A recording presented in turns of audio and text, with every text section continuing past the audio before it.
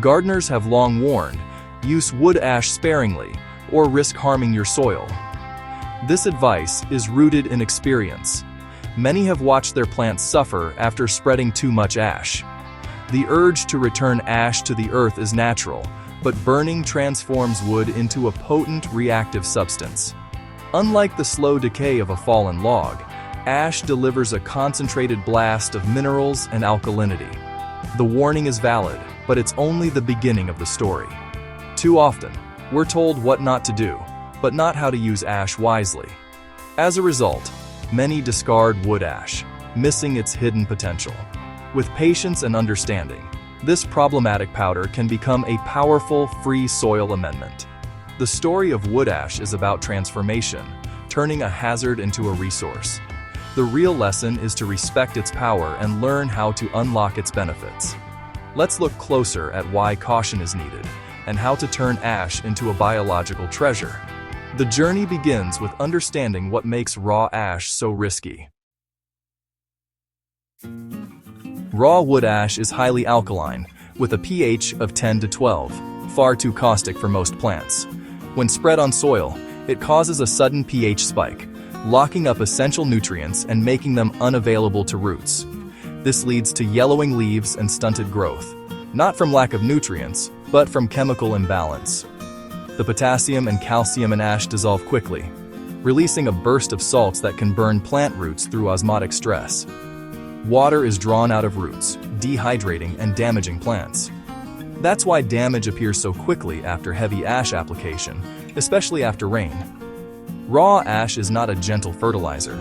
It's a potent chemical agent that disrupts soil balance. The problem isn't the minerals themselves, but their raw, untamed form. Understanding this chemistry is crucial before using ash in the garden. The solution isn't to avoid ash entirely, but to transform it into a safer, more beneficial form. That's where fermentation comes in. Let's see how this ancient process can tame wood ash. The answer to raw ash's dangers is fermentation, a natural process using microbes to transform substances. Fermentation breaks down and neutralizes the ash's high pH, converting harsh minerals into stable, plant-friendly forms. Microbes feed on added sugars, producing organic acids that gently lower the pH. These acids chelate minerals, wrapping them in organic molecules that plants and soil fungi can easily absorb. The result is a nutrient-rich, biologically active liquid, not a caustic powder. This transformation turns a feared waste into a valuable homemade fertilizer. All you need is a bucket, water, sugar, and patience. By fermenting ash, we create a tool for soil health and close the nutrient loop in our gardens. Making fermented wood ash liquid is simple. Use a plastic bucket, not metal, and clean untreated hardwood ash. For every part of sieved ash, add 10 parts water. Add a cup of sugar or molasses to feed the microbes. Fill with rainwater or dechlorinated tap water, leaving headspace. Stir well to dissolve sugar and suspend the ash. Cover loosely to let gases escape. Place the bucket in a sheltered spot out of direct sun.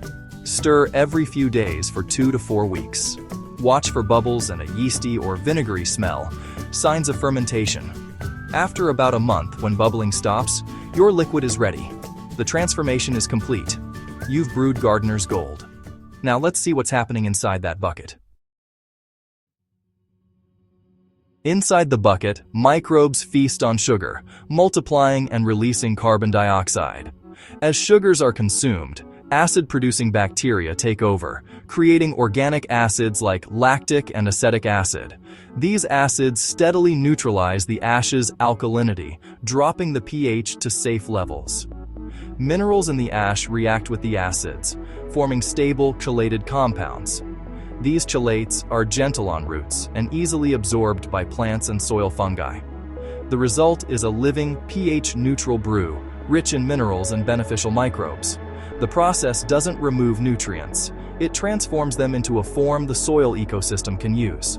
Fermentation preconditions the ash, making it a safe, nourishing amendment. If fermenting ash is so effective, why is it nearly forgotten? For centuries, gardeners relied on natural cycles, ash, manure, compost, to build fertility. After World War II, synthetic fertilizers promised quick, easy results. The convenience of blue pellets replaced slow, biological methods. Soil became just a medium for plants, not a living ecosystem. Old traditions like fermenting ash faded, replaced by chemical shortcuts.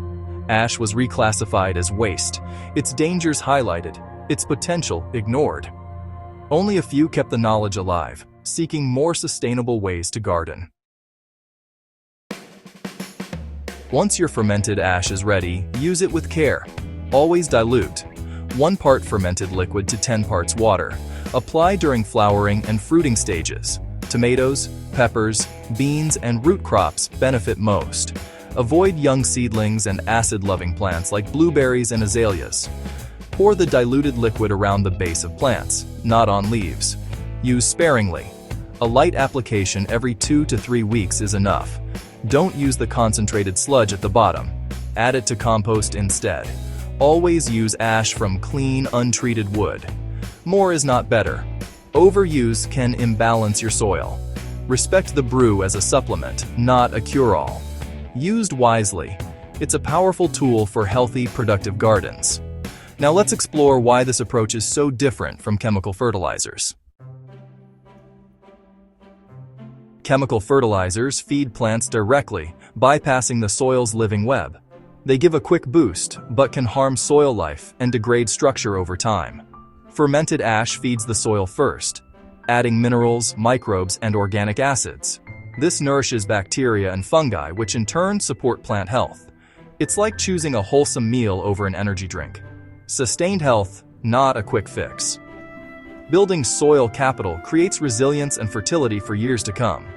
Healthy soil grows healthy, pest-resistant plants. The real value of fermented ash is in supporting the living soil ecosystem.